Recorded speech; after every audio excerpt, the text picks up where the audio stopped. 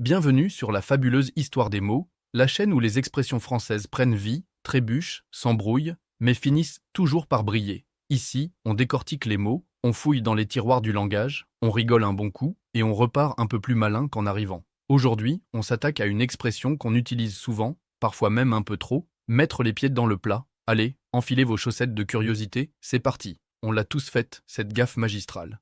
Celle où tu arrives avec tes gros sabots, tu lâches une phrase qui tue l'ambiance, et là, silence. Tu sens les regards, tu sens le malaise, et tu réalises que tu viens de mettre les pieds dans le plat. Oui, cette fameuse expression, on l'utilise à tout va, mais est-ce qu'on sait d'où elle vient? Non? Eh bien, asseyez-vous, sans renverser le dîner, on va tout vous raconter. Déjà, l'image est assez claire, on imagine un grand plat au milieu de la table, et quelqu'un, par un miracle d'inattention ou un talent naturel pour la catastrophe, met littéralement les pieds dedans. Voilà, c'est dit.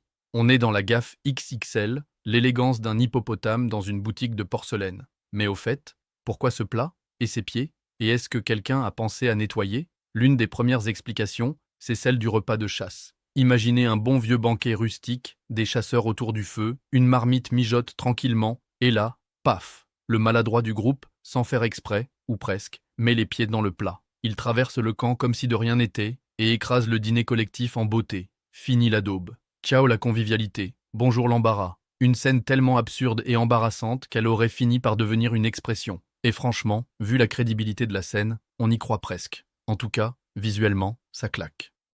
Mais ce n'est pas la seule version. Et non, les expressions françaises sont comme les oignons. Elles ont plusieurs couches, et parfois, elles font pleurer. Il existe une autre hypothèse, un peu plus civilisée, quoique tout aussi gênante. On se transporte cette fois dans un dîner bourgeois, genre 18e siècle, serviette autour du cou, argenterie brillante, et là, catastrophe. Un invité, sûrement un peu distrait, ou peut-être très longiligne, veut traverser la table au lieu de faire le tour, et il se prend les pieds dans un plat posé là, bien tranquillement, en attente d'être dégusté.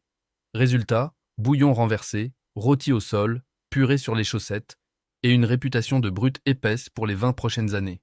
Là encore, la métaphore est parfaite. Une action maladroite, qui ruine l'ambiance, qui choque, qui interrompt tout, exactement comme le moment où vous félicitez une collègue pour sa grossesse, alors qu'elle n'est pas enceinte.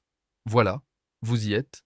Mais attention, mettre les pieds dans le plat, ce n'est pas seulement dire une bêtise, c'est souvent dire tout haut ce que tout le monde pense tout bas, c'est aller droit au but, sans détour, sans filtre, et souvent sans grande conscience du champ de mine social que vous êtes en train de traverser pieds nus, et c'est là que l'expression devient presque noble, parce que parfois, il faut bien que quelqu'un ose dire les choses, même si c'est un peu brutal, même si c'est mal formulé, même si la tante Monique se met à pleurer dans la cuisine. Alors oui, mettre les pieds dans le plat, c'est une bourde. Mais c'est aussi un art. L'art de casser les non-dits, de déclencher les débats, de briser la glace, à la masse. Pensez à vous abonner, à liker et à partager la vidéo à ce pote qui a toujours le chic pour gâcher les dîners. Et surtout, dites-nous en commentaire, vous, c'était quand la dernière fois que vous avez mis les pieds dans le plat?